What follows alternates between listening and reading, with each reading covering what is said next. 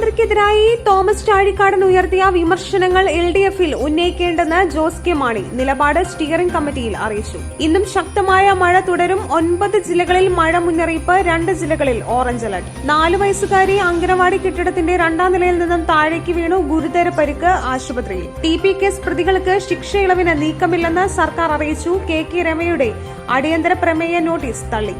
NEET PG പരീക്ഷയുടെ പുതുക്കിയ തീയതി ഉടൻ നടപടികൾ വിലയിരുത്തി കേന്ദ്ര ആരോഗ്യ മന്ത്രാലയം. മാടവൻ അപകടം. ബസ് ഓടിച്ചിരുന്ന തമിഴ്നാട് സ്വദേശിയുടെ ലൈസൻസ് റദ്ദാക്കാൻ തമിഴ്നാട് MVDക്ക് റിപ്പോർട്ട് നൽകും. ടെലിവിഷൻ ദേഹത്തേക്ക് മറിഞ്ഞു വീണ് 1.5 വയസ്സുകാരന് ദാരുണാന്ത്യം. മൂവാറ്റുപുഴ പായിപ്ര സ്വദേശി അനസിന്റെ മകൻ അബ്ദുൾ സമദാണ് മരിച്ചത്. ജനാധിപത്യത്തിന്റെ ഇരുണ്ട ദിനമായി ചരിത്രത്തിൽ അടയാളപ്പെട്ട് ഇന്ന് രാജ്യത്തെ നടുക്കുന്ന ആഭ്യന്തര അടിയന്തരാവസ്ഥ പ്രഖ്യാപിക്കപ്പെട്ടത് 49 വർഷം.